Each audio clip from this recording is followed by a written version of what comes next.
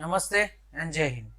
आज बात करने वाले हैं कुछ क्रिकेट के बारे में। जी हाँ, मेरे ख्याल से बहुत कम वीडियोस है जिसमें मैंने क्रिकेट के बारे में बात की है।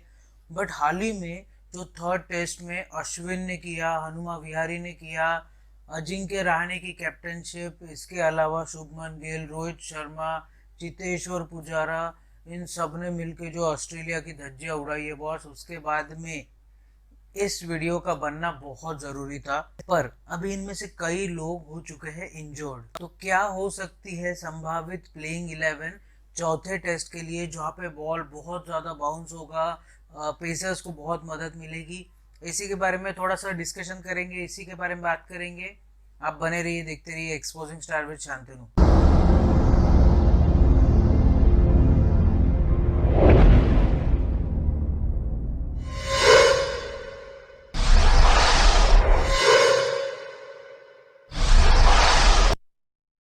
तो जैसे कि थर्ड टेस्ट में टीम इंडिया ने दिखा दिया कि बॉस वो किसी भी टीम के खिलाफ कहीं पे भी जाके किसी को भी धूल चटा सकते हैं। अब अगर इतिहास में ये देखा जाएगा तो इसको ड्रॉ बोला जाएगा, बट ये जीत से कम नहीं था, क्योंकि ऋषभ पंत ने हार के जबड़े से पूरा खींच के लेके आ गया और 97 पे यार अपनी पारी उनको खत्म करनी पड़ी। शतक डिजर्व करते थे, जरूर डिजर्व करते थे, क्योंकि बहुत अच्छा खेल रहे थे। नेथन लायन को तो कंटिन्यूअसली डोमिनेट किया हुआ था। पर अगर ऋषभ पंत वो पारी नहीं खेलते तो क्या इंडिया यहाँ पहुंचती? जी नहीं, बिल्कुल नहीं पहुंचती। अब कई जो ऋषभ पंत को क्रिटिसाइज करते हैं, कई लोग जो बोलते हैं कि ऋषभ पंत कीपिंग में बहुत खराब है। जी हाँ, अगर आप रिद्धिमान साहा और ऋषभ पंत को कीपिंग में कंपेयर करेंगे तो कोई कंपैरिजन नहीं है बॉस। रिद्धिमान साहा फिलहाल आज के डेट में वर्ल्ड के बेस्ट कीपर है, जो बहुत सेफ हैंड्स है उनके, तो मेरे को लगता नहीं कि उनके साथ कंपेयर करना अच्छी बात है। बट बैटिंग में Rishabh Pant is way more better than Wriddhiman Saha. मतलब ऋषभ पंत आप अटैकिंग क्रिकेट भी खेल सकते हैं, ऋषभ पंत डिफेंस भी कर सकते हैं, ऋषभ पंत सब कर सकते हैं। पर अभी थर्ड टेस्ट के बाद में हनुमा विहारी हो गए हैं इंजोर्ड, जसप्रीत बुमराह हो गए हैं इंजोर्ड, इसके अलावा रविंद्र जडेजा हम लोग जानते हैं इंजोर्ड है, इसके अलावा उमेश यादव हो चुके हैं इंजोर्ड, इसके अलावा मोहम्मद शमी हो चुके हैं इंजोर्ड।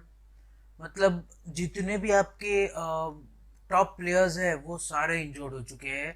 अब हमारे पास में बची है टीम इंडिया की ए टीम। ए टीम में क्यों बोल रहा हूँ? क्योंकि आप खुद सोचिए कि टेस्ट टीम की जिन्होंने गेंदबाजी का यूनिट संभाल के रखा था, ईशांत शर्मा, वो पूरी सीरीज नहीं खेल पाए।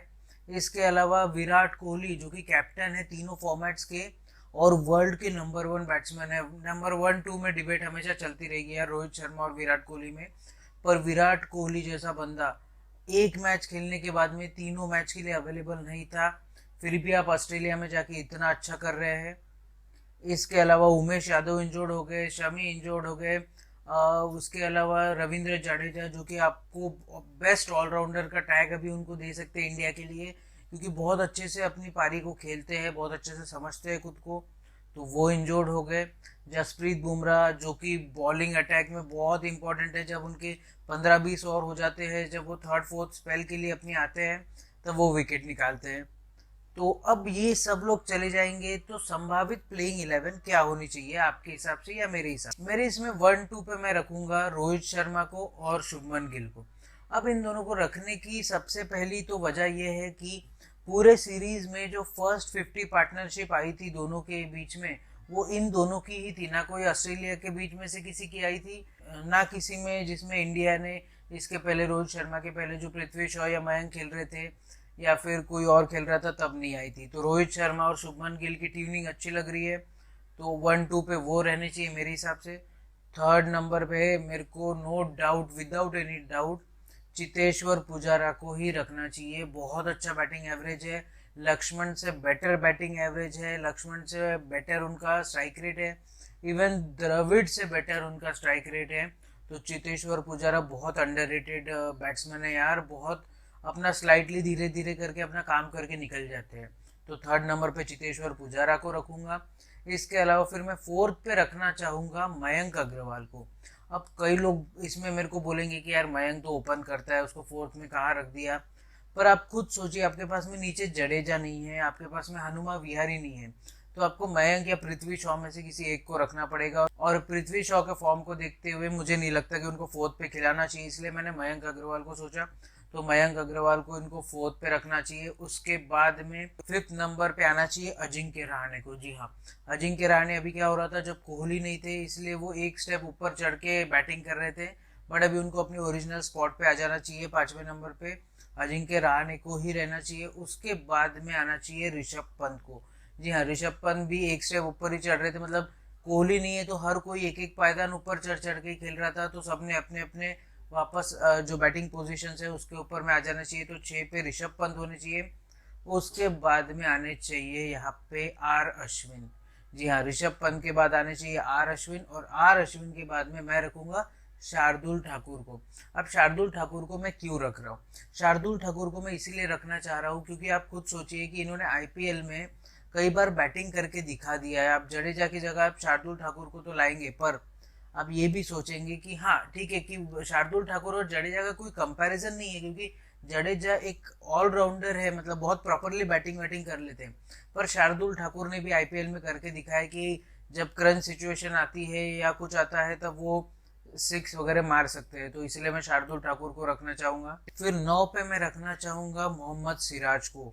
जी हाँ, क्योंकि मोहम्मद सिराज के ऊपर में इतने सारे रेशियल अब्यूज हुए, इतना सब चीज़ें हुई, उनके फादर साहब की डेथ हो गई है, फिर भी मोहम्मद सिराज इतना प्रॉपरली, इतना अच्छे से खुद को संवार के बॉलिंग करे जा रहे हैं, विकेट लिए जा रहे हैं, स्विंग हो रही है उनकी बॉल, नई गेंद के साथ बहुत अच्छा कर रहे हैं। तो मोहम्मद सिराज को तो डेफिनेटली रखूंगा। इसके अलावा फिर मैं 10वें नंबर पे मैं रखना चाहूँगा नवदीप सैनी को। नवदीप सैनी के अलावा आपके पास में कोई ऑप्शन नहीं है, क्योंकि आप खुद सोचिए कि अभी बुमराह इंजोर्ड हो गए, बुमराह अवेलेबल नहीं है, तो आपके पास में एक फास्ट बॉलर होना चाहिए, कोई जो पेस से बॉलिंग करे। मोहम्मद सिराज की उतनी पेस है नहीं, 135, 136, 138 मैक्स। तो 140 के अबाउ या 140 के ऊपर कोई जाने वाला हो तो वो नवदीप सैनी है। तो मैं नवदीप सैनी को वहाँ पे रखना चाहूँगा। और गाबा में ना बॉल बहुत बाउंस होता है, मेरे को एक बार मौका मिला था वहाँ पे मैच देखने का, तो बॉल बहुत बाउंस होता है वहाँ पे, और पेसर्स को बहुत मदद मिलती है। तो मेरे हिसाब से नवदीप सैनी वहाँ पे एक किलर बन के उभरेंगे, मेरे को लग रहा है। इसके अलावा फिर आखिर में अपने पास में पेस बॉलर ज़्यादा है नहीं, इसलिए मेरे को लग रहा है टी नटराजन को यहाँ पे शामिल कर देना चाहिए था। अगर होता कि भाई वो आ जाए वो खेल ले तो मैं अलग बात थी, बट टी नटराजन को अभी ऑप्शन नहीं है आपके पास, तो टी नटराजन को टेस्ट के स्क्वाड में शामिल कर लेना चाहिए प्लेइंग 11 में, क्योंकि आपके पास में पेस बॉलर सिर्फ शार्दुल ठाकुर, नवदीप सैनी और मोहम्मद सिराज है।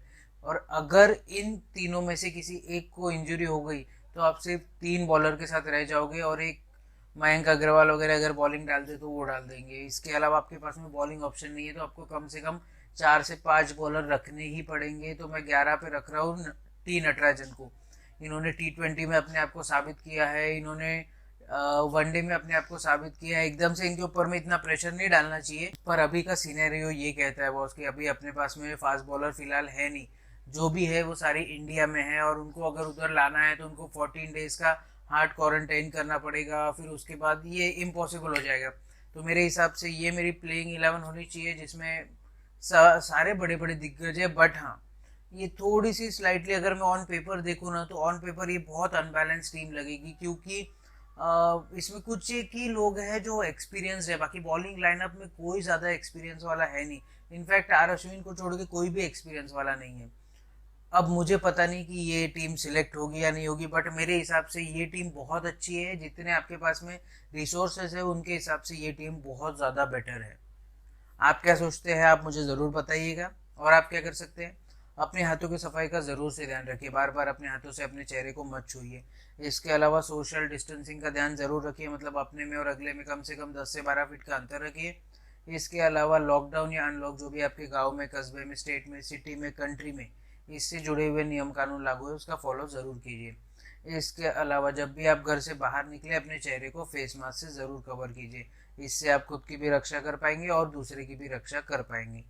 इसके अलावा लाइफ में कभी अगर आपको लो फील हो, कोविड की वजह से आपकी जॉब चली गई हो, आपके लोन्स पेंडिंग हो, आप पे इकोनॉमिक क्राइसिस आ गए हो, या कुछ भी, तो इसके बारे में अपने घर वालों से बात कीजिए, जानने पहचानने वालों से बात कीजिए, अपने दोस्तों से बात कीजिए। डिप्रेशन में मत जाइए, डिप्रेशन को मार के इंडिया से भगाइए। और अगर मेरे पास में और भी कोई टॉपिक आता है तो उसके ऊपर मैं एक वीडियो बना दूंगा। तब तक के लिए आप बने रहिए, देखते रहिए एक्सपोजिंग स्टार विद शांतनु। जय हिंद।